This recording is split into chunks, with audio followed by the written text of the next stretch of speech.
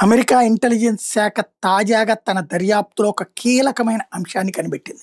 Software ఇంజినీర్లు, hardware ఇంజినీర్లు టోటల్‌గా ప్రపంచవ్యాప్తంగా సాఫ్ట్‌వేర్ రంగానికి కీలకమైన హెడ్ క్వార్టర్ సిలికాన్ వ్యాలీ. అమెరికాలోని సిలికాన్ వ్యాలీ.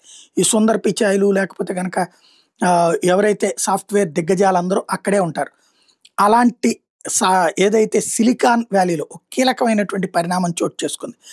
అక్కడ ఉన్నటువంటి ఒక రిచెస్ట్ మెన్ వైఫ్ ఎవరైతే ఉన్నారో ఒరాకిల్‌కి సంబంధించినటువంటి కీలకమైనటువంటి వ్యక్తికి సంబంధించినటువంటి వైఫ్ చైనీస్ ఇంటెలిజెన్స్ ఏజెంటు అని తేలింది.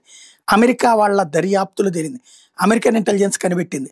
లారీ ఎలిసన్ అనేటటువంటి ఆవిడ చైనీస్ గూఢచారి అని తేలింది. సిలికాన్ వ్యాలీకి సంబంధించిన రహస్యాలు చైనాకి చేరవేస్తోందని తేలింది. స్ట్రాటజిక్ టెక్ ఇన్ఫర్మేషన్ మొత్తం చైనాకి చేరవేస్తోందని తేలింది. దీంతో ఇప్పుడు అప్రమత్తం అవ్వడం అన్నటువంటిది సిలికాన్ వ్యాలీ వంతైంది.